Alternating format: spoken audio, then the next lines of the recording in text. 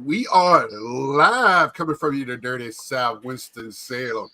We're along with some Philadelphians, but we're good. How are you guys doing tonight? I'm exhausted Surviving. and quite tired. How are you? I had to take a nap. I worked today. What's up, Three River? I worked my 15th day in a row today. After Friday, that would be 20 days in a row. Sweet. Saving up for the national. That's right. Yeah, there's an outside chance you might hear Micah snoring on this 1 hour episode. Well, you know, I'm on the cusp. The eyes are getting heavy. I dare you to go live so I can make a new card for this year's show. We got Battery, Micah, Westgriff are once again a witness protection. It seems, yeah.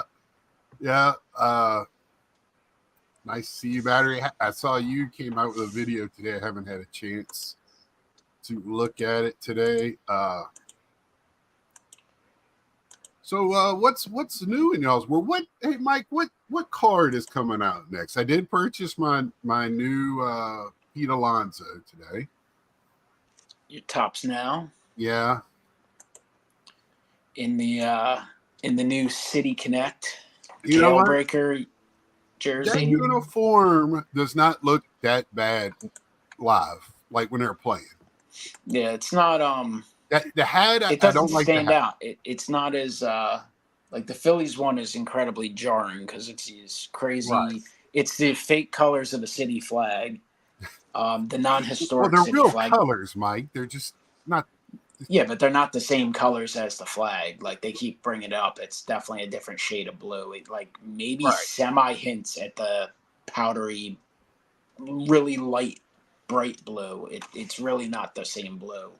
And it's even kind of a different tone of yellow. But regardless, that uniform is nothing like any Phillies uniform of our lifetime. The Mets one isn't the same colors, but it's just like that different tone. It just doesn't, I don't know, it just blends in. It's just kind of a baseball uniform. It's not a crazy standout. Right. I'm not a big fan of the bridge on the hat going across.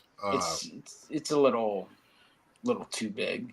Yeah, I think they could have done without or done a smaller one on the side, or they could have done something else. But I'll take it. He's in good. I saw a thing today where there's only a couple of other Mets that hit over 200 home runs as a Met, Piazza and Darryl Strawberry. Thought there was another one. I'm trying to think who was the fourth member of that off the top of my head. But so that's good company to be David Wright, Piazza, Darryl Strawberry. So awesome. I can stomach just about any uniform. Well, Battery, you're lucky that the Braves Team Connect is awesome. That's probably the best one. Evening, fellas. What's up? Dom, evening, fellas. Think that these jerseys show how poor MLB has been able to connect with these cities. I agree. When you call it a city connect, it's not really connecting. I mean, at least the Mets, they got their bridge, the iconic bridge on the hat. We have to dive in a little deep, like the purple. I didn't realize it. I wasn't thinking, but Mike brought it up last week. The purples for their subway line, which is very famous to go to Citi Field. So a little deep dive. I don't know what the NYC, like the throwback on the front, what old school team that is. I'm sure it's something. What's up, Bink? Evening, man. Look out. Here comes the White Sox. Did they get a win today? 3 in a row, man. They're on fire. At least these ugly designs distract you from the transparent pants. Yeah, and when they rip every time a player slides and everything else. The Pirates had so many opportunities, but settled on a pretty mean design. The little designs are cool, but you can never see them. Yeah, I think the Pirates had a great chance of having a great City Connect. I don't know what I know what the objective is to sell more merchandise, but to maniacs who are just obsessed with blowing money. Because thank you. I'm buying a hat now. Yeah, and even you said you don't really love the hat. No, I don't. And the reason I bring that up isn't it didn't have anything to do with you, but the Phillies thing, right? Again, the uniforms have grown on me to the point where I just accept it now. I see it and I know that's what it is, so I'm not as disenfranchised with them. I still don't like them. I would have no interest in buying the jersey. At some point, maybe I would buy a hat, if it was on sale in the off season for 50% off, but I'm not spending $45 on a hat regardless. But I can't tell you how many people I've seen either in videos or people I've talked to who are yeah, I really don't like the jersey, but I was in the store, I had to have one. It's just amazing. So obviously it works, which is what you said. They sell jerseys. It's just something new, and people don't blink at spending $150. It's the same thing, with the maniacs who collect cards, such as ourselves, where, if you talk to a quote unquote normal person, they'd think we're nuts for spending $10 on a card, let alone maybe $50 or $100 or a couple $100 on a box or whatever. So they got caught up in the collector's craze. I was going to bring that up, Scott. I feel like we can't really go much further. I feel like you're going to have to find a way to play Ed's chart-topping song for those who might be in the chat that never got to hear it. Hold on 1 second. Well, we're going to get it up here. That didn't sound right. We're going to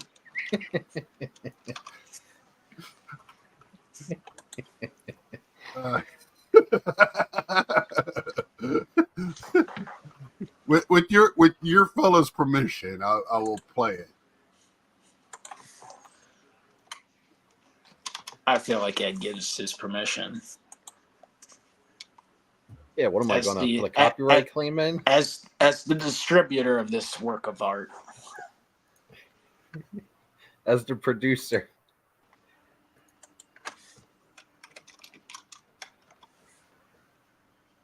Yeah, that's how I feel most days. Now this. Do y'all want to tell us how this came about last week? Mike, you want to divulge that? Since you're the producer? I don't even know why it started. I just remember being inspired by Ed, so we had to make this. You even can bring up the lyrics if you want. I think. Can you see it on there? Probably not. Hey, what's up, Stooks? Yeah, Wolves game tonight. Now, I want everybody to go to Ed's channel. If you haven't seen this, this is just an awesome song. I will tell you, Mike created for Ed. Put it in, put it on. Made a little video. Awesome. Listen to the words. It's great. And I'm really glad y'all did it. Shared project. Awesome. You got to go to Ed's channel and post a comment that Big Scott 35 sent me here. And Ed will give you a thumbs up. Can't promise any more than that. And I'm surprised. Only 269 views. I don't think it's gone as viral as we thought it was, but it might have rubbed some people the wrong way. Who knows? But yeah. So what's up, Brad, Stooks, and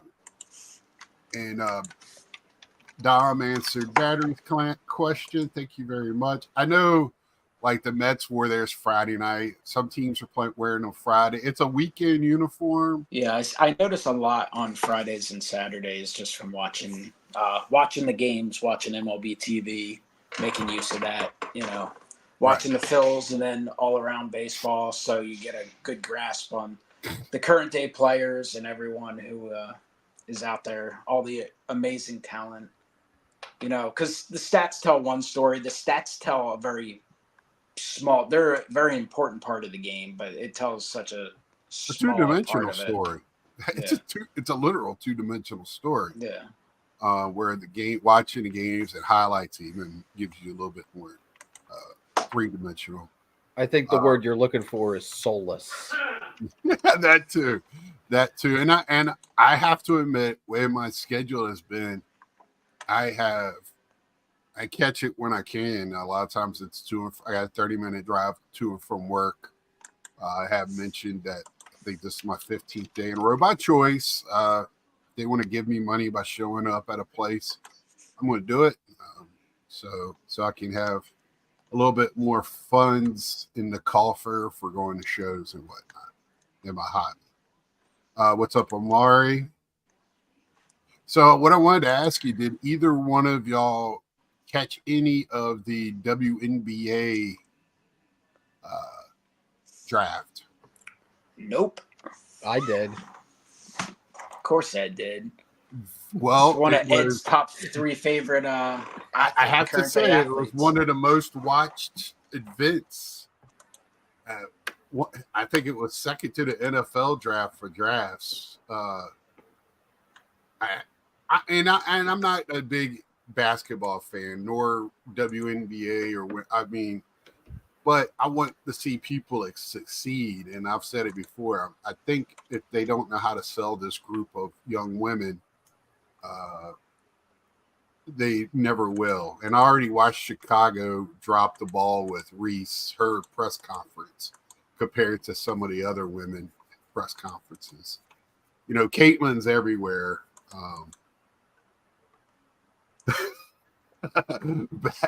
Battery. That's messed up. Yeah, I was just wondering. I didn't sit down and watch it. We had it on at work. Somebody was watching, especially the first few picks, just to see what was going on. And then the NFL draft. What did y'all? I should have had Brad on tonight, but Brad's over here. I know he's talked about it. What did y'all think of the draft, the NFL draft? Now that I didn't watch the NFL draft, but the Eagles did pretty good from everything that I read. Yeah, they did. That's what I've heard too. I don't understand what Atlanta did in the first round. If Brad could give me a quick synopsis, or Carlisle being from Atlanta. They did it what Atlanta does best. Polar opposite organizations. The Braves, make intelligent trades. I don't know what they do. They have private investigators, get pertinent information on all their young guys because they sign all of them to criminally underpriced contracts. Yeah. And they've obviously built a sustaining winning organization for years. Meanwhile, the Falcons overspend money on I don't want to say mediocre talent, but not excellent talent. And they draft all these guys that look like they're going to be good, but do they really fit in? I don't know. They're drafting running backs in top 10 picks, and they're drafting a quarterback right after giving a quarterback coming off an Achilles injury $100 million, and they've never figured out really how to use the tight end. I mean, maybe the tight end just isn't as good as people had hoped, but whether it's just the way it fits in the Atlanta is just the Falcons are just a perplexing organization who have talent. They're good enough talent-wise to, be a playoff team, but, they just do some crazy stuff. Well, but I had on the first round. I watched the majority of the first round while I was working on things. Obviously, I had interest to see how the quarterbacks played out with New England having the 3rd pick. And it kind of went as I expected with the first 3 guys there. The second day, I paid a little bit of attention to the beginning, and then I just got really busy, and I just kind of clicked on things later to see how things, kind of played out. Yeah, that's thanks, Barry. The reason why I just want to get to this, because I thought even in making a joke, I thought the original midlife card crisis made a great David made a great comment in our group chat about the boxes next year going to be stupid price with 8 quarterbacks taken in the first round. I would think they will be very hyped again. I mean, granted, it's hyped every year, and then everyone gives up on the majority of the players, both in the NFL end in the hobby within 2 years, it seems. We saw just 3 years ago, the Mac Jones and all those, like Trevor Lawrence is basically the only guy who's still on his team. So we'll see, but there will definitely be hype with 6 quarterbacks in the first 12 picks and like a bunch of highly kind of thought of wide receivers, a lot of offensive players. So, I mean, hobby products in football are unaffordable as is. So Right. I would suspect that'll be even worse. Maybe the retail gets a slight bump, but they make, more and more of that stuff as well. So.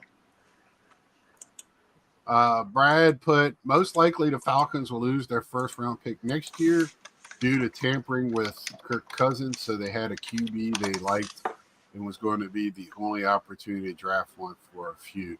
Yeah, Brad, but the man they got him for 4 years and it's kind of hard. I don't know how a team now can pay a quarterback. I know he's not a pick, under the top 5, but he's still going to make pretty good money to be the backup, you would imagine, to Kirk Cousins. I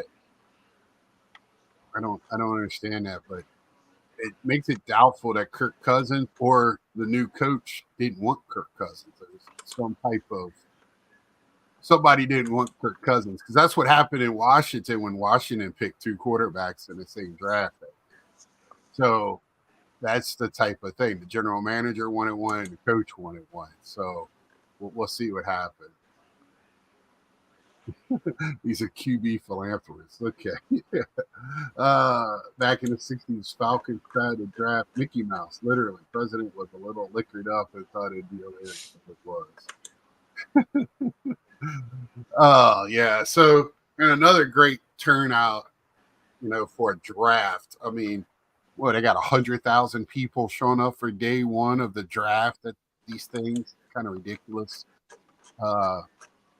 It's like a big party, so I guess everybody, shows up. So good for the NFL, and it was hilarious. I wasn't even watching it. We had it on a phone. We always had it on the phone at work, and you could hear at the beginning. I knew when the players walked, like Hall of Fame Detroit players or Detroit famous players, when they just showed. Marshall Mathers on the TV, Eminem, and then when they showed Goodall, because it was like these big eruptions of people, and then all of a sudden the biggest boo ever. I was like, I don't even have to be watching to know what's going on. Dom says, doesn't matter, Brad. The NFC South is wide open. 24-year-old backup QB doesn't help the games. Yeah, I mean, now what I would have done, but I believe that was the thought process. I get you, Brad. I do. You brought that up. They're probably like, and if they think that's a franchise quarterback, then that so be it. Yeah, I mean, if he works out and is great, obviously there'll be no questioning it. But if not, and they fall short at some other positions, that's where they'll hear about it for a while. Exactly. Yeah, because hindsight's always 20/20, and we all work real jobs, and those guys get paid a lot of money to do those picks. So I'm sure they had a good thought process. It just caught us all off guard at work, and I think it caught a lot of people off guard. I was watching the broadcast, and everyone was like, "Wait, what?" Yeah, listening to I've seen a few TikToks and YouTube highlights of the pick, and it was I don't know what the betting odds were for that for that pick to come in as him, but if you had him, you probably made a good chunk of money. Hot take: Joe Milton ends up the starter for New England by mid-season 2025.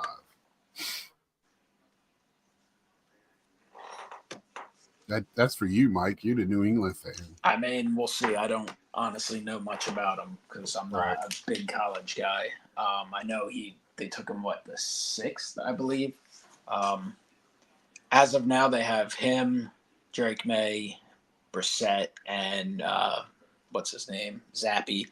I'm assuming Zappy's not going to make the team. I would think if they invested a draft pick in this guy, obviously they would like to have him stick around. They're not going to carry 4 quarterbacks again. So No, don't keep 3. Joe Milton doesn't even know how to play QB. I listen to Brad. When it comes to football, he just throws far. Well, he can go there and be the third guy and learn. And they might put him on a practice squad as a 4th quarterback. Who knows? Yeah, but Mac Jones didn't even know how to play quarterback either. Yeah. funny. What round did they take him in? This Milton guy, it was 5th or 6th. I think it was the 6th. It's pretty.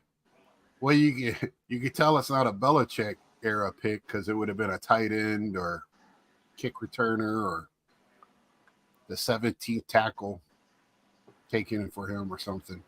Another random. What's that? I was going to say, if it was a Belichick era pick, it would have been some other random white dude. It wouldn't have been anybody that had any talent, like as in a like wide receiver or running back. Yeah, so that's great. I see too the South Carolina quarterback got taken kind of late, which surprised some people. I guess a lot of teams were turned off by his makeup. But I mean, that just questions why the number 1 pick then was taken because I questioned that guy's makeup. Last 3 Falcons picks, not Belichick, $100 million QB, $100 million QB backup. All right. So there you have it from Battery. Ed, you might have 2 white guys in your secondary. That's exciting. That's breaking barriers over here. Yeah. Dom Rattler lost himself millions over the past 2 years. Projected number 1 today, 3 project. Yeah. I guess so. For some reason, having an attitude works for some people and turns other people off from you. I don't know. I guess if you have the talent, it doesn't matter what your attitude is. So that's kind of my feeling on all of that. I just thought what David said, the original Midlife Card Crisis, said was a great point. Saying it jokingly, because football prices are just dumb to start with, and it's always for that year. The further you get away from that player, the faster that card drops. Football seems to work in reverse from baseball when it comes to a lot of their card prices. It's the shiny new quarterback or whatever that season. So have fun with that, you football collectors. Brad Smart. What's that? Where are all those notifications coming from, Mike? Are you flipping stuff on eBay right now? You getting notifications on there? How can you hear? I can't even hear them. Yeah, we're getting a buzz. What? I keep hearing the beep. That means you're selling. No, that means I'm bidding on auctions and getting email notifications. I got to get some bids in before it's too late. Got to get my initial bids before the what's it called? The I'm very narrow in my and I'm going to ask you these because we all collect similar styles but different players, of course, and teams. So I have, I got a lot of watches for Pete Alonso cards. I've been getting a lot of price drops, a lot of asks. When I get asked, I come in with a lower price and have yet to be turned down. Are y'all getting the same type of stuff with that? Are y'all noticing any of that happening with your stuff?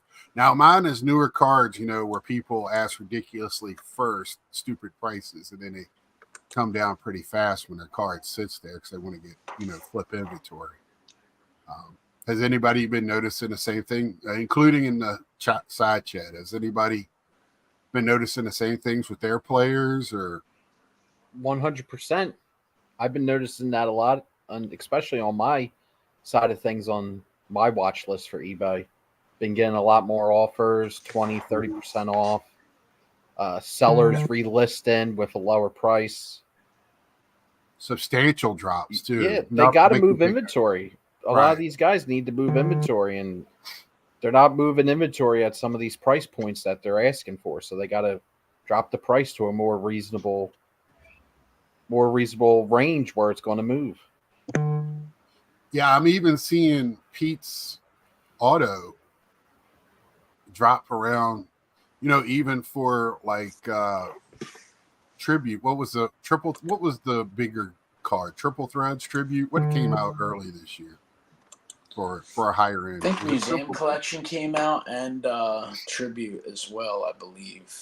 Okay, so those autos have been around the $60 range for like 99 number to 99. I have been really shocked with that, and that's made me have to be very, very stingy. I have to put my wallet away because I want to buy them all, but if I miss them, I miss them. I have to reset.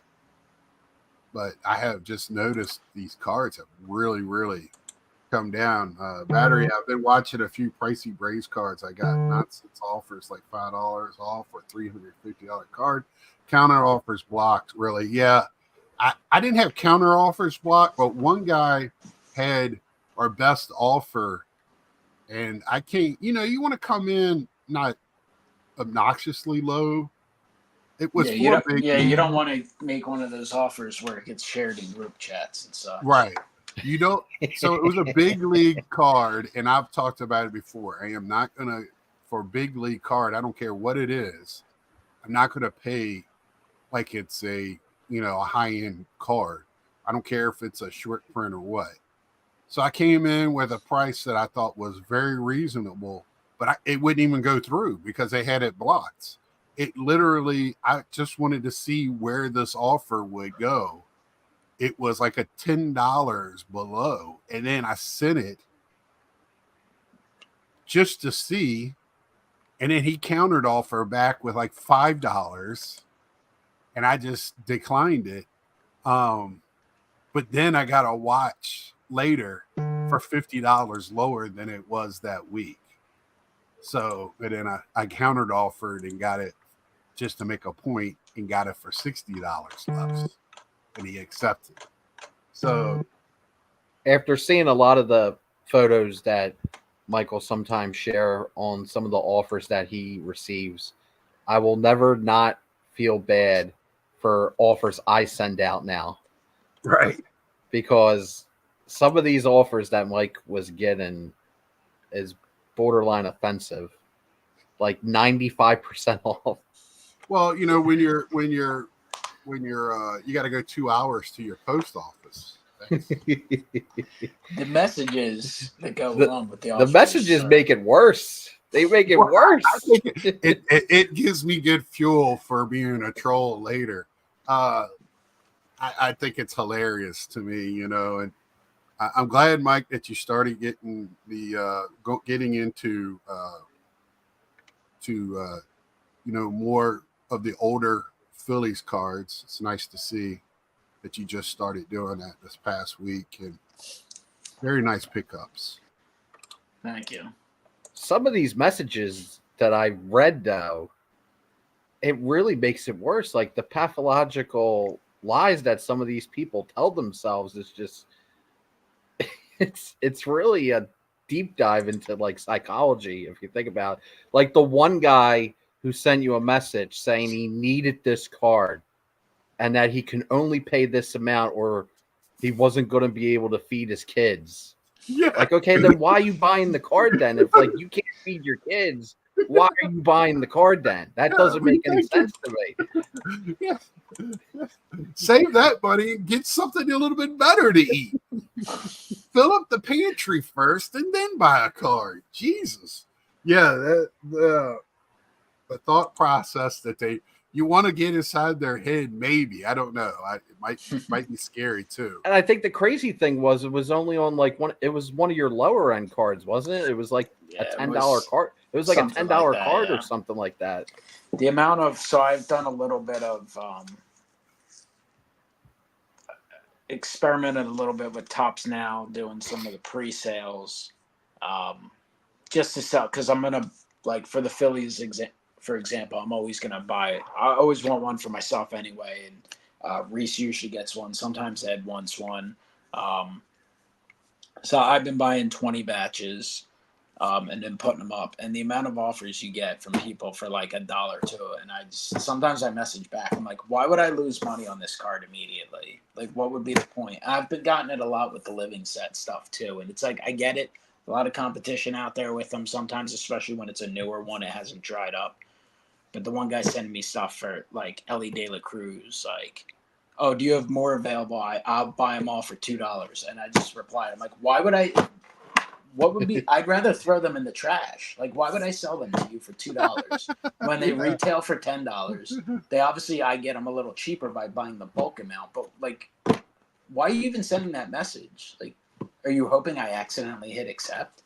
And then for some, better cards too. Some of the offers, again, I'm all for people making offers. I don't set like those limits to auto deny stuff. I want to get everyone's offers and be able to counter back and forth. And listen, there's some stuff, if I have a random guy, some rare parallel that's, there's not going to be that many buyers, you send an offer that's, I don't know, maybe I have it listed for $40 and you send 15, 10, I'll probably counter you something semi-reasonable, probably at least half off my listing price.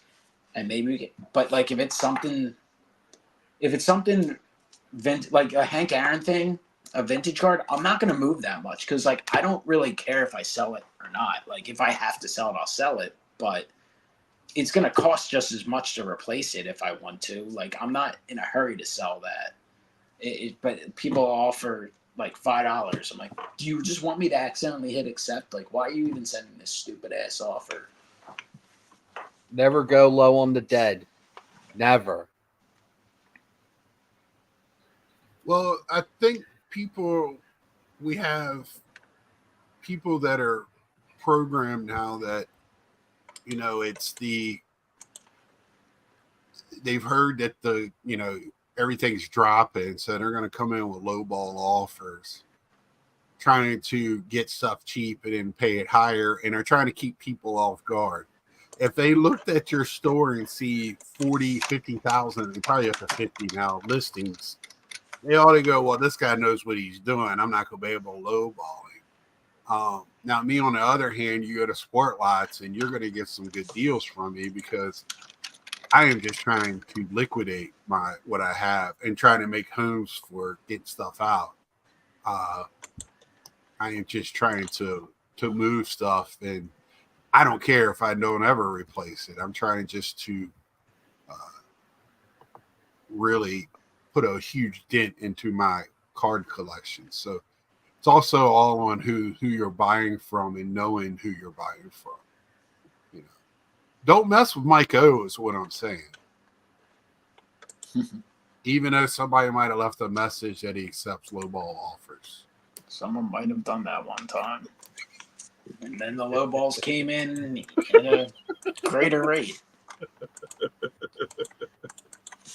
And I think we have to tell the people, like, there's lowball offers, but then there's like really, really lowball offers. And these, like, Mike and Scott are saying lowball offers, but like when I seen some of these offers and some of these pictures, I'm like, that's not a lowball offer. That's just they're trying to steal the card from you, basically. And then flip it, Yeah. I mean, because that's the listen to the song. Like 95 to 99% off is not lowball. That's theft. Right. They get caught in that collector's craze. Right. And I do understand, that there's people out there that just send out willy-nilly and they want to get it and flip it and all that stuff. And I don't know if eBay is probably the best site for that right now.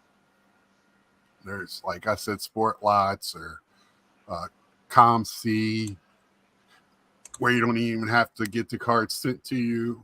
I just think there's better sites for flipping now. I think eBay is too many people are educated. You know, it's almost like going to yard sales now where people are educated on the flipping game. You're not finding great deals. Yeah, I mean, obviously sometimes you will, but everyone's got access to eBay and Facebook Marketplace and all this stuff, and then people start overvaluing their stuff. I stopped at a yard sale a couple weeks ago, and this guy had pages. He had I don't know. He had like 60 tops in his listing, which then he didn't put out because he didn't trust the weather and this and that. But then he had pages of fillies. He's like, oh, $15 a sheet for 9 cards. And these were fillies mixed from late 80s through the early 2000s. And it was, the pages at a card show or a card shop would be $2 for all 9 cards. And he went at 15. I'm like, good luck. Right. And, when people do list on eBay, they're figuring in all the fees, how much they're losing. So you're going to find it. You brought up Facebook Marketplace. That's not a bad spot.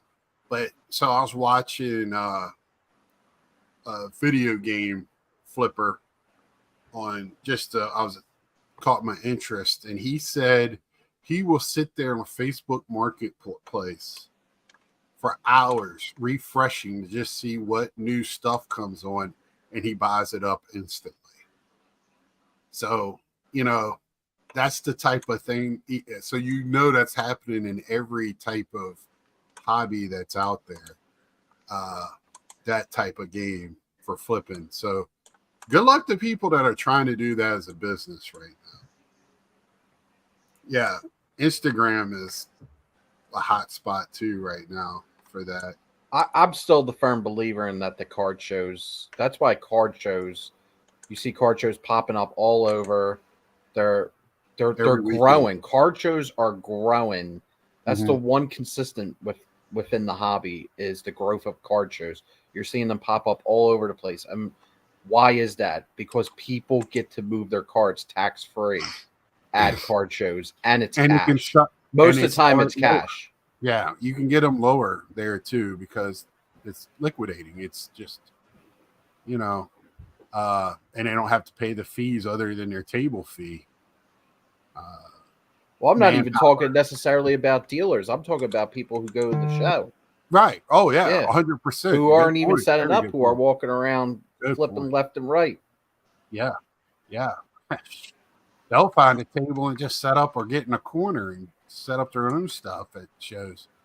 Yeah, I mean, it's a little dry around here, which I thought I found a little off-putting here lately.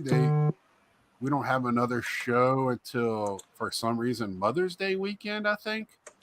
And Mother's Day weekend, weird time to have a show. I know there's a show. It's like 45 minutes from me, and I didn't realize at first it was on Mother's Day. I'm like, that's going to be kind of tough to that's a terrible time to have a show, honestly. I think the week after that, there's a show, like, it's the closest show that's ever been to me. It's like 10, 15 minutes away, but these guys are charging $10, $15 admission. I'm like, that's ridiculous. That's asinine. Like, you're not like you're not the Phillies show. Like, right. I posted a comment on their Facebook. I don't think they liked it. And like, that's a day I have to work.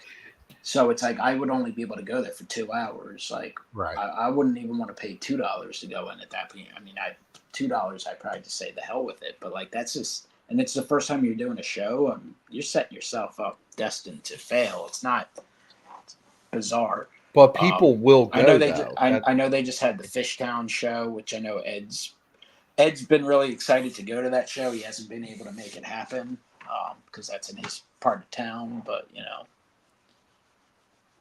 you got that one I'm talking about is like 350 tables. It's in Hickory. I think it's supposed to be meeting Legends Never Die, and I might even be hanging out with Sports Card Dad. Who knows? So That's where a lot of money's at, though. Show people who run shows, show promoters, I guess you could say, they make money hand over fist. A lot of these guys because they're getting money from emissions and they're getting money from dealers. Sometimes they're making the most money out of everyone in the room. But the best show, like if you want to do a small See you, Brad. admission, so be it. But the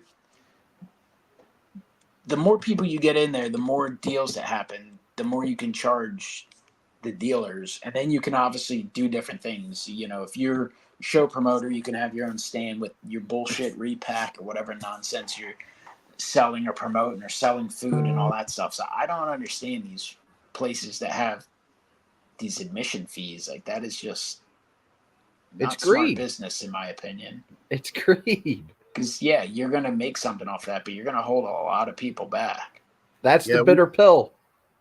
True. We have a promotion here. It's like Tidewater Promotions or something from Virginia down to my part of North Carolina, and that guy's a complete asshole. He's all about how much money he can make.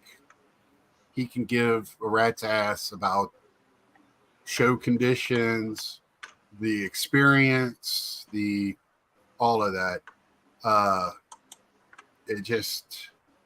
It's sad. And, you know, I told him it was pathetic right to his face. So, you know, And I then don't did you mind- say see ya? No, I just told him he was a fucking asshole. Excuse my language. So, See, we're rubbing off on you. That's Philly style, baby. well, you know, I can be that guy. I take medication now, so I have calmed down a little, and I'm older. But you know, I wanted to flip the table on him and his asshole friend. But you know, Man, that would have been some good content. yeah, and you know, that's just they just crammed everybody into this area. It was no signage. People couldn't find it, and he could care less. And when I saw that attitude and the carpetbagger mentality that we have in this hobby right now, it just set me off. I can't stand that. Yeah, it was, you know. Gary wants to know, Mike, have you ever set up at a show? I mean, technically, but no time recently. Like back before the boom, I think I set up twice at a smaller show. No, I set up a couple times at in New Jersey with Ed and I, buddy of ours, Bob. He used to set up. Those were the glory days. I set up with him a couple times. It was probably like 2018, I want to say. And then there was this other newer show I did a couple times. But like I never did great at the shows and especially then I was like, now I have like two separate things going on.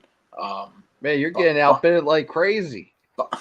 Buying, selling, and then the collection separate. Back then it was more like still just collecting, and then would open stuff and, you know, have extra stuff that you would sell.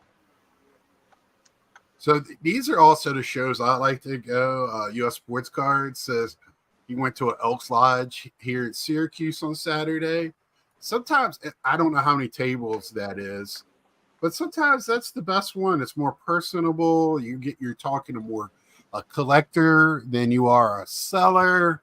You know, and you can have a little bit better conversations. And, you know, a lot of times that's some of the best energies in those types of rooms. Anyone want to go in on a case of 1988 Topps? 1988. How much is that got to be? $12? It ain't much. I'm pretty sure the shipping will be substantially more. I love those old like opening a box of 88 Topps would be fun, but it's when it's like, what, you got to 89 stoke Topps. a fire? What the hell are you doing? I'm just looking at this. Fire. This sealed stuff is Man, if I got rough. that many notifications, I have to pocket on the vibrate. Yeah, I should, Big battery. I'd have it in my front pocket. The phone's over on the desk. I guess I should have, you know, found a way to turn it on silent mode. So at least you No, guys that's know how many okay. bits I posted. It's you know, I'm trying to figure out why you didn't use your what is sniper But go ahead. This is on. Mike, This is a what's it called? An auction house. Oh, so we're gonna get a PWCC live event with floating Philadelphia heads. Is that No, what I we're already getting? put all my initial bids. I probably won't win a whole lot. Gary Big Scott said about a case of 1990 tops back in 2001 shipped for $100. I'm sure half of it was in shipping. That's probably heavy as hell. Battery said I bought a vending case for 88 tops for 40 a few years ago. It cost more to ship than the case itself. I would imagine. Well, that's the problem with. So if you go to shows, at least I don't know what you've seen, Scott, but I know some of the shows around here. When you see guys selling like the older wax, say we wanted to buy a box of 90 tops just to bullshit around and open at the National, like it's not super cheap. It's like, I don't know. It depends on the product, obviously. But even 90 Donruss, 90 Fleer that you used to literally, at least for me, in this area, and Fleer especially in Philadelphia, used to be able to find them at flea markets anytime you want it for like $5, 10, 15, 20 years ago. Now you don't really see that stuff as much. And when you see it at shows, it's like $25, $30, $35. And you could probably buy it cheaper on eBay, but you're going to pay $15 plus like $19 shipping. So. All right. Well, that one year, I bought those two cheap boxes. I think I paid like $20 for both boxes. We bust open down on the first floor there in Chicago as funsies. And then people walk by, be like, "Oh, what are these guys breaking? Yeah, what the hell are you jackasses breaking? Yeah, what are you guys opening 1992? I think last year they were like $25, $30 a box for like a 92 Fleer. And I was like, what the hell? Yeah, so the market, but I have noticed in these, looking at cards in like Blowout and some of these other ones, the prices are starting to come down now. It's not as ridiculous. 2018 update is always going to be a little expensive because it's got the Shohei. Is that the bat down as well, or is that the Series 2? Series 2 for Acuna. This is very random. Yeah, but how much is a case of 94 Upper Deck baseball? 94 used to be a little bit more expensive because a lot of companies made a little less, but I don't know. Well, that has the Mantle Ken Griffey Jr. dual autograph card. Right. Yeah, Can you imagine if you bought a case and you pulled that card? Right.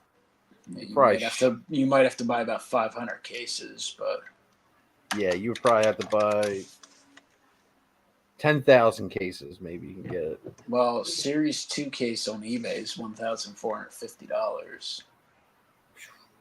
I don't know. It says West Region. Let's buy that and open it at the National now that Ed's staying with us. So.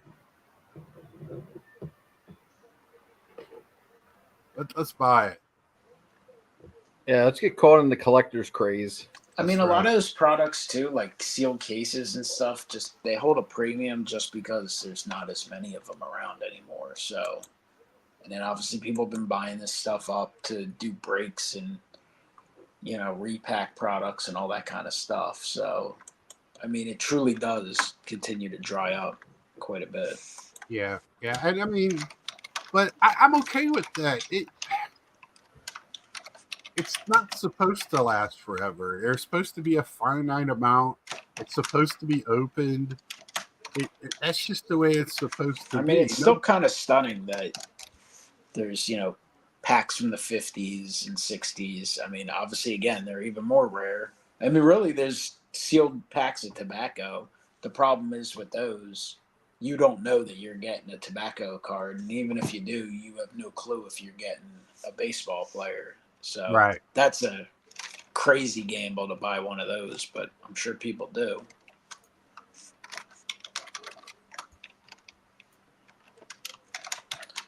Yes, I did confirm about the Airbnb, but a lot of people are talking about the hotel situation in Cleveland. Like well, Ed's one of the a few lot of who's done the investigation. Maybe that's what you should do. You should share some of your Yeah. screen A lot of- captures with Scott to post on the screen. a lot I of think- people are talking about making national videos, and they're like, we're going to make a national tips video. We're going to talk about like what to do in Cleveland, where to eat. Like, I hear a lot of people previewing this. I'm like, well, you all need to preview the hotel reviews because some of this stuff sounds like it's straight out of a horror film. Like, I don't. Anyone listening, go read a lot of the reviews for the various hotels around the IX Center. It's like straight out of a horror show, some of these places. I was sending screenshots all over to the group chat. Like, one had a broken elevator. The elevators were broken. No bed sheets. Bed bug infestation. One of the hotels, the Super 8, was condemned by the state of Ohio, yet it was still open. Well, we are 12 weeks away. So from the Sunday before the show. Shower and toilet overflowing into the room. No water pressure. And another review I read, another one had some crackheads. There was talk about like I can get that here. I don't have to go anywhere for that. Bunch of crackheads roaming the hallways, banging on doors at every hour of the night. People with syringes sticking out of their arms all over the place. So wait, the National is in Atlantic City again this year? I thought it was somewhere else. I don't know where Ed is at, but well, I mean, it is. Cleveland is a because my plan was originally. I mean, you guys know because I kept saying, why is the National not announcing the hotels? This is very bizarre to me. I want to get a real nice hotel, and boy, oh boy, when they announced the hotels finally, and I did my investigation, it was like straight out of a horror. It was straight out of a horror show. Reading some of these reviews, one of the reviews I read, they said they had rats in the hallway. Well, as long as it's not in your room, they're nice enough to stay out of the room. And they knock before they I'm enter. thinking to myself, I was like, I was in Cleveland in 2018. I stayed at a hotel. It was wonderful. Like, what happened to Cleveland in that time span? Did a nuclear bomb go off? What happened? Cleveland's Cleveland, man. Gary wants to know, is anybody staying away from vintage with new PSA serial numbers? Or am I overthinking that? I know Ed might have something to put on that. Yeah, I was just talking about this. I'm a little skeptical of the new Lighthouse holders, especially if it's a higher grade card. I don't want that thing soaked in the juice. Or any juice. Or any juice. Remember, water is a chemical. Water is a chemical. H2O. It is a compound. Ed, I can confirm broken elevators at Best Western Plus. What's up, Andy? I was thinking about you this week, Andy. I haven't seen you around in a while. How you doing, brother? Andy, I screenshotted this one review. They talked about how the elevators were broken. There was no bed sheets, and it was basically a horror show. They said they had to climb all the flights of steps, and the guy had asthma who wrote the review, and he said he nearly died climbing all the steps. I don't have asthma, but I'm fat, so. And then he said when he got into the room, the toilet was overflowing. It was too much. I almost. Was I'm people like, chanting Attica or like, what the hell? I'm very confident. I've seen our Airbnb, like it's listed as a premium Airbnb. We're lucky because it's usually always booked up. So our boy Fabian did an excellent job finding it. So I'm very excited. I've been actually scouting the surrounding area. We're very close to everything. A lot of food places. We are about 3 hours away from the closest Big Chicken. Well, that's just disappointing. Yeah, but there is a hot dog place where we're like a mile away, so I'm excited about. You know where Dave will be going about 11 p.m. 11 p.m. Try one at night. I'm locking my door. There's 3 essential questions I have about this Airbnb. How 3 many essential keys? questions. Question number 1: does it have air conditioning / does. central air? Number 2: I think upstairs has a wall unit, but the rest of the house is central. Number 2: does it have Wi-Fi? We need Wi-Fi. How else are we going to upload our videos? I can't be getting my data all eaten. Oh shit! Battery. All right. Oh, it wasn't. That's not directed at you, battery, about the water. It's something else. So sorry, buddy. But the PSA president just said recently that perceived soaking in water is altering because it doesn't add anything, and that's bullshit. It makes it. You can work with it. You can flatten the corners out and edges. That's bullshit. But hey, he just opened it up. Andy says he still has nightmares about the Airbnb in Atlantic City. Question number 3: how many keys we getting? Right. All right. So we need Wi-Fi. We need extra pair of keys. And we need to know if this has air conditioning. Right. Oh, it has air conditioning. Is it good air conditioning now? I don't care. We have 2 bathrooms, 2 showers. And I saw the toilet. It has leg room. So I can man spread on the toilet. Most likely, it seems unlikely there'll be a hornet's nest in the shower. There's no giant stains on the floor either after an adult convention the week before. I hope everyone that stayed at a national hotel was fully aware of that. The week before was the AVN or one of those shows. The week before before our card show last year. But thanks, Battery, for that information. That's very concerning. That doesn't make me happy at all. It kind of makes it open season.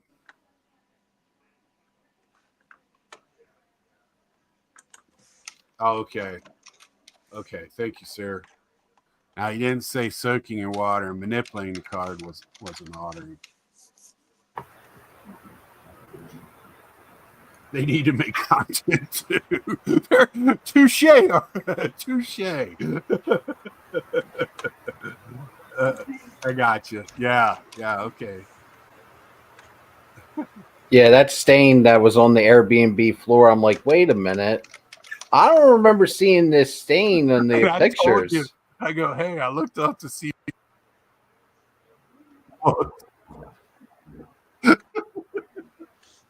Don't blacklight anything.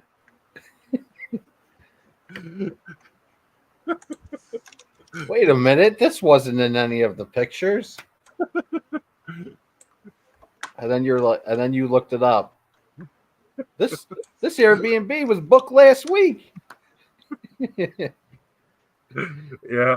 No wonder why they didn't leave the air conditioner on. It had that weird odor, sex and candy when we walked in.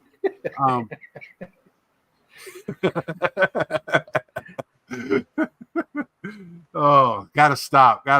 We're live. Boys. This is all what we do for cards. People watching are like, what the hell are you guys talking I hope about? y'all just be tuned in. Sounds worse than the place Andy was at in AC. Yeah, but Andy was next they just had crackheads in there the week before. And right outside. Andy put a little positive spin on his comment. He put, make sure the house next to it isn't boarded up and condemned. Andy, I hate to break it to you. You were next to a crack house, son. There was probably people in there. There was definitely people swatting in that house next to her. Oh, man. So it is, like I said, 12 weeks. I will be starting in the 10th week, the third season of Road to the National. If you're interested in being on for the road, I probably will have Andy on. He usually makes a showing on that. One of the great friends of the community. And anybody else. I don't. Battery, you going this year? I would love to hang out with you, meet you, shake your hand. Mari, anybody else that's going, let me know if you want to be on one night. We could talk, or if you're not going and you just want to talk about the national and be part of what kind of shoes to wear. Yeah, we're really close to the daily nationals videos for months on end, and then the national for 3 days, 4 days. Yeah, and then, they beat that horse until it turns into glue. Yeah, then a couple more months of reviewing the national. My one thing is like, we talked about it. We looked it up, and I know this one's in Cleveland. It's a fenced-in parking area. It's not like other venues where you park outside of the venue. It's a little different where you got to go through a gate, then you park, and it's at the thing. So to me, it's for lunch. It's kind of a hassle.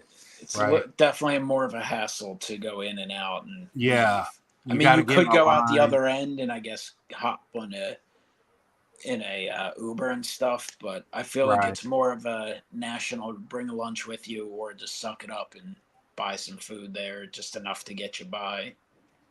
That's the cardinal sin. You never buy food at the national. Inside the convention, that's the cardinal sin. Bad. It wasn't as expensive as the other places, and it was a little better. From what I remember people saying, I don't really have any major memories of it, but I hear you, Battery. I'm wondering where they're take off that week. So I'm wondering where they're going to fit all the industry, because even though the IX Center's like stick their ass in the basement. Well, I don't think the IX Center has a basement though.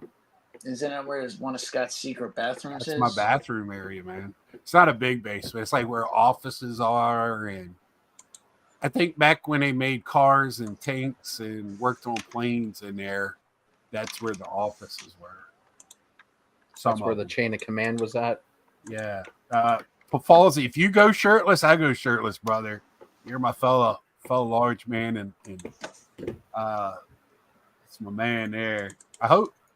Did you go to? I think they just had a big show in Iowa, either Des Moines or Iowa City. Was I seeing that? Did you go to that? I used to see him at Iowa shows, hang out with him. Cool fella. Gets a lot of autographs. Wrestling guy. The Falsey body paint. Yeah. I they're going to probably put him right smack in the middle, Ed.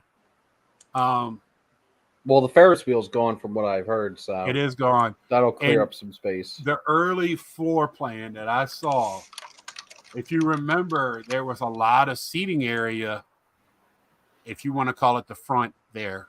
That's all gone. That's all gone. There's going to be vendors from wall to wall. As soon as you walk into the building, there's going to be set up. There's not, you walk in the door, walk 50, 100 feet to the curtains, and then walk through. It's not going to be any of that. It's all wall-to-wall vendors. So they're just going to pack it out, it sounds like. That's exactly what it is. Let me see if they got a floor. It will be really interesting to see how this show plays out, though, because Cleveland, the last time I was in Cleveland, of course, at this point, I think it was 2018. I always forget. So we're going on, 6 years ago? Different world. I mean, a better world. A lot of YouTubers were there and such, but nowhere near as many will be this time. Obviously, you didn't even know what card influencers were at that time, all that nonsense. Thank God. But, I do remember that show being a very good show for buying a lot of deals because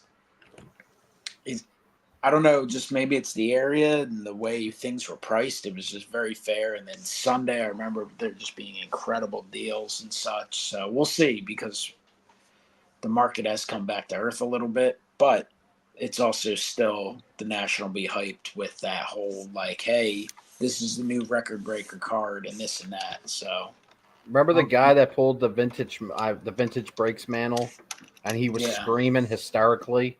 I've never heard a grown man scream louder in my life, and I've been to many sport events. Yeah, I was That's like ballsy. very, very far away, and I could hear it. I was like, "What the hell's going on? Did someone just get shot?" Like, So here, I got the floor playing here. We walk in over here, if I remember correctly. So last time they had it here, they had the main entrance on one side and VIP on the other. This year they're not doing that. It's all one entrance area, from what I understand. will it be the same number of tables as last year? I think so. It looks like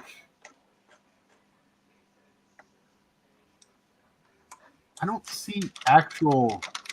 I can't read. That's part of my problem. It doesn't really. It looks like all of the vendors are towards the back and towards the autograph area. Wait, there's only one entrance this time? Yeah. Please tell me it's Last on the time there side was of the two parking lot. entrances. Yeah, last time they had general admission and VIP. VIP came on one side. I was in the general admission. I came in on the other side because I was a last minute. I went last minute last time in Cleveland, and but I got a hotel room. It was easy, flight, everything. PSA is up in the front.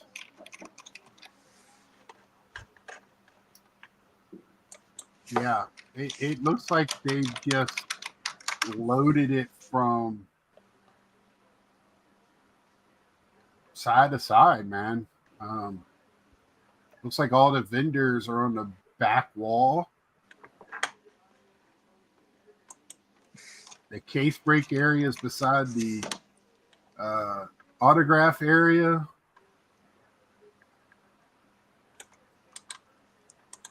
They still have it broken where the middle is still not as packed, but there is no like seating area inside the building.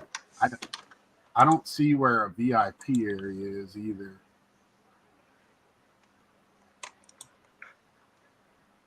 Might be very crowded aisles this year because Food it will be packed out the door. Yeah, and I mean, you know, Mike said it, and I probably going to pack peanut butter jelly sandwiches and you know, that type of deal. But it's just it's far away. It's not. I don't remember specifically the last national in terms of going out play. I remember I drove and I did a lot of driving. I was shuffling people all over the place. Right. And I remember going out after the show, but during the show, I think we just kind of got there when we got there, hung out till when we hung out. So we'll kind of see how it goes this time. But it's not. That's the thing about Chicago is so many people stay within a walking distance. So individually, Ed's like, that's it. I'm tired of all these shifty shyster characters. I'm going to go walk to the room and take a nap for an hour. Or, that's what I did. Scott, you go do something. Then you can go do that on your own. But 11 o'clock, I went, took a nap, and came back at 1. And I don't know what the parking will be this time. Last time, I feel like it was pretty easy and there was so much parking. But the Nationals grown substantially since last time. So it's a massive lot from what I remember. The way I read is I heard some of the parking lot was taken up by something else now. Okay. So, but they have VIP parking. I bought a parking pass, so I have the VIP paying with the parking pass, so I should be all right. Or we're gonna have it sounds like 3 cars and 6 people or 5 people. Right now we're hopefully have 6 by the time we go. How many miles are we away? I think like 1.5, 2. Yeah, so it's possible for someone to take an Uber, get dropped off, and get a ride later, stuff like that. Yeah, or 4.5 miles. It's not far. It's not as close as we were in Chicago, but not that far either. Yeah. That's why we need multiple sets of keys. Where are the keys? Yeah. So, but we got 12 weeks to chat about that. Nobody wants to hear our personal stuff. But I'm getting more and more excited. Also, that's my next time I got any time off from work, so I'm just counting it down. I'm excited about the Hickory show and going to that. It's always because that's also a toy show as well. It's a huge toy and card show, and they separated in two different huge rooms. It's done very well. So I'm excited for that. That's an all-day thing for me. So I can't wait for that in 2 weeks. So anybody any parting words, fellas? And I appreciate y'all coming on as usual when you do. No, I mean, the hobby's fun. It's always fun. There's issues from time to time as well, but definitely excited for the National, excited for what else is coming up. I think you actually asked and then we got sidetracked, but the next release, I believe, is just Bowman, which is going to be a hyped release. They usually don't release anything the week before it, and there probably won't be anything a week or two after it for sure. So I believe the next release will be Bowman in a week and a half, something like that. And then I plan on being there next year.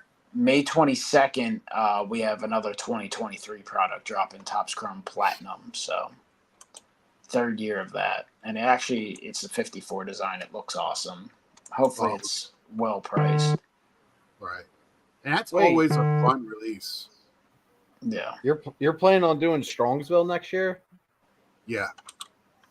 You gotta do the Philly show first, man. Come on, dude. I'm going to probably be at a Philly show this year. I'll just chill out.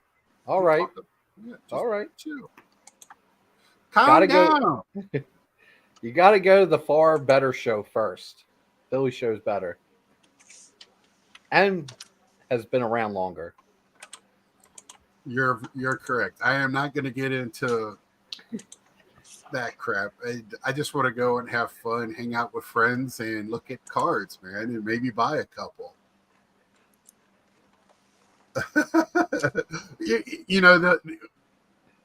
They would beat me if I go to Strongville first. I've already, Philly. I want to go to Dallas. Dave said I could crash on the couch. I asked him if Mrs. Midlife Card Crisis knew that. So, we'll see. I want to go out to Burbank as well. That's on my list to go to that show as well. Man, I got sidetracked. I just lost a whole bunch of lots. They end it really quick. Oh, my gosh. I feel like survive. I want a couple, but I was actually trying to buy a couple cool Puddinhead Jones cards to make Ed jealous. I lost out on those. Man, what an asshole. 58 Hires Root Beer Test Set, Stan Lapata, PSA 1. Wow. Is that from the auction house that was selling off the Crazy Phillies collection? Yeah, that one's coming up. That the big auction hasn't started yet. This is kind of side stuff. But there's some ladies and gentlemen, I think that's going to end us for this week.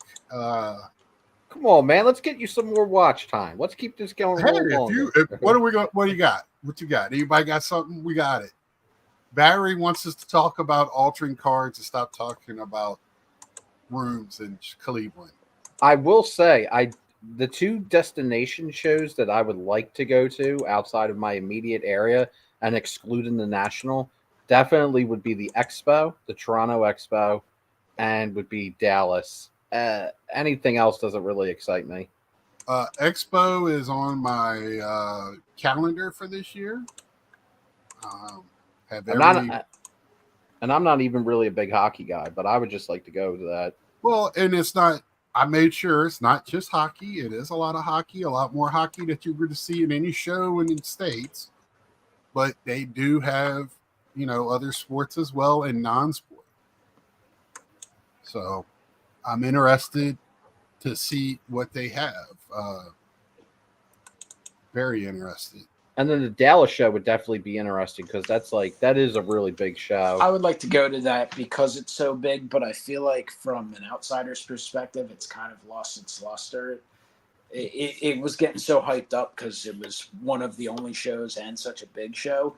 I would like to go to it because obviously we can meet up with Dave, and Andy might potentially be there. If baseball Kind of drags selling him along. cards or just sitting Yeah. there looking, Like, whatever. but because people will go to it. But again, it's going to be hard, I think, now at a Dallas show, unless like it's made known that a bunch of people are coming in for it. Then maybe more and more people show up. But they do it so often that I feel like, I mean, I would. Burbank If I did it though, taking some of that luster from it. yeah, there's just more and more bigger shows. Like I would definitely that's a combo trip for me because at this point, like going to a show and spending a bunch of money to travel to a show is kind of silly, unless you live in an area where there are no big shows. And even if you're doing that, it's really hard to justify doing more than like one big show a year. Not to say you can't do several, but like I would love to do a Dallas show and combine it with going to say a Texas Rangers game. You know, you do a little combo trip. You go there, you hang out. Of course, we know some people who are in Texas, so we can hang out with them, do some stuff, and go to a Rangers game and go to that. So that's why that would be on my list. Then you get that Texas barbecue. I've heard about that Texas barbecue, y'all. So brisket.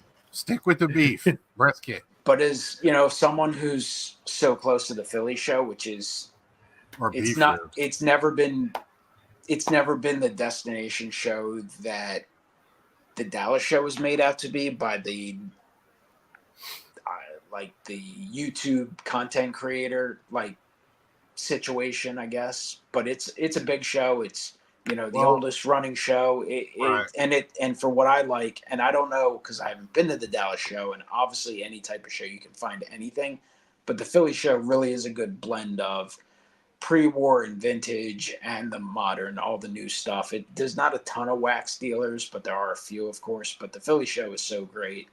Like to me, I feel like if I travel further for a show, I'm not going to see something that's much better than that. And even Chantilly is not a terrible ride, and I haven't even made it to that one yet. But I feel like that's Philly show 2.0. For the same reasons. I like Chantilly for the same reasons because y'all get a lot of Philadelphia local stuff. When I go to Chantilly, it's loaded with Baltimore Caps, and that's a good mix. There's a lot of hockey, a lot of vintage. That is Chantilly's a good vintage. Yeah, I feel like Chantilly and Philly are probably. Obviously, you're going to get a few dealers different. Maybe some people from New York, or New York's probably a bad example, but let's say Boston might go to Philly and not quite go all the way to Chantilly. And then you have some people from Chantilly that are coming from a little further west or south that might not go up to. Like, there's a little bit of a difference, but I feel like it's a very, very similar type of shows from what I've heard. Yeah, I probably won't make it to Chantilly this year because the summer one's like 2 weeks before the National. And then I want to go to Expo in the fall, and I just don't have all that money to do that. And I'd rather spend my money traveling to Toronto and do some touristy stuff in Toronto as well as going to the show. So I don't know when I'll make it back to Toronto. Only been to Toronto one time. Yeah, the Space Needle. That video makes my stomach queasy. That was a neat ballpark. Yeah, the destination shows is still. I didn't think they're going to last outside of the National, but they're still strong. I mean, very strong. It seems like even the last Dallas show seemed to be still strong. So I'm glad for that. I don't want any of it to go away by any means. I would actually like to see more smaller shows continue to pop up. And I get myself so busy. I hear about certain shows. I know our one local mall show, which is a great local mall show. Whenever that's coming up, I know it's coming up, and I always make a point to find a way to get there. But like other shows, I don't do a good job of researching. I know some of the other local malls used to do shows. They were never nearly as good, but it was still fun if you had an open weekend to go check it out for an hour or two. But I don't know if those have continued as of late. But just going to support a show, just going to walk around a show, even if it's a crappy show, as long as you're not traveling at a big distance, it's always fun to walk around, look around, and see what you can find, or even be inspired. Even if you don't find anything to buy, you can see something to add to your list or to maybe look up. You end up buying it online or something. I don't know if y'all use this site or not, but the Beckett site.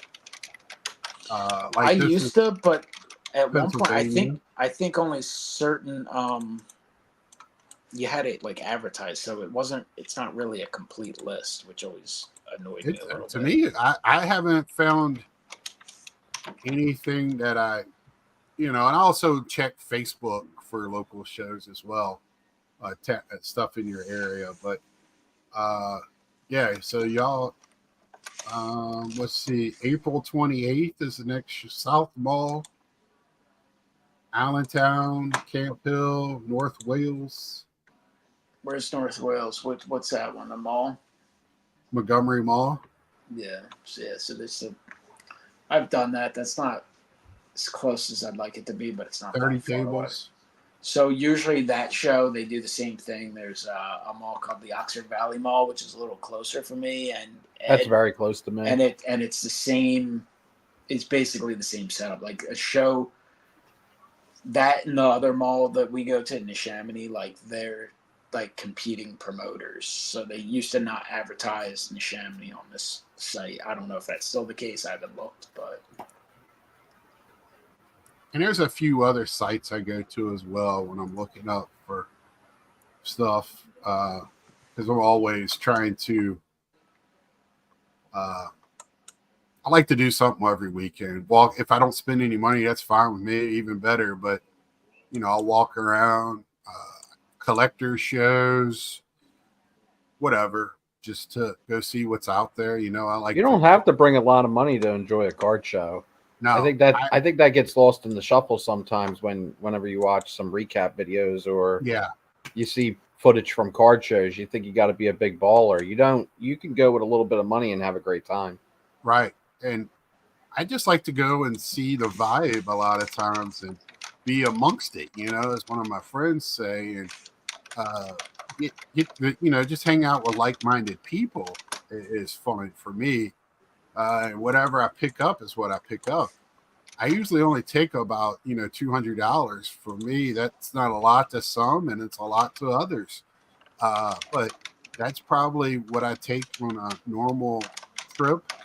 That's what I'm comfortable with. And I usually walk around and see if there's one card that will fit my collection like I did at the last show. And if it's not, I go and start hitting the boxes, but I don't take it to spend it all or not spend it at all. Just depends.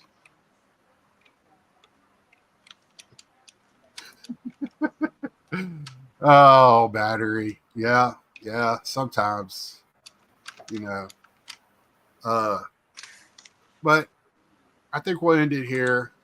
I want to thank everybody for choosing to watch my channel either live or archived.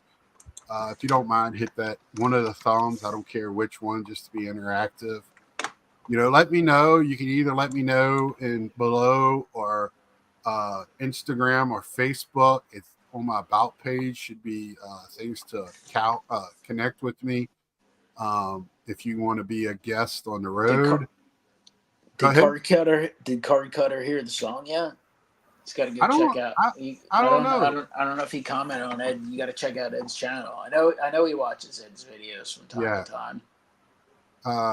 I feel like that should be way more than 200. I thought that would be in the thousands viewed by now, and shared by millions. But producer Mike Go's got to do a better job on the next single. Well, I gotta find some Winnie the Pooh, so I'm gonna take off and I will see ya on the next one. See ya. ya.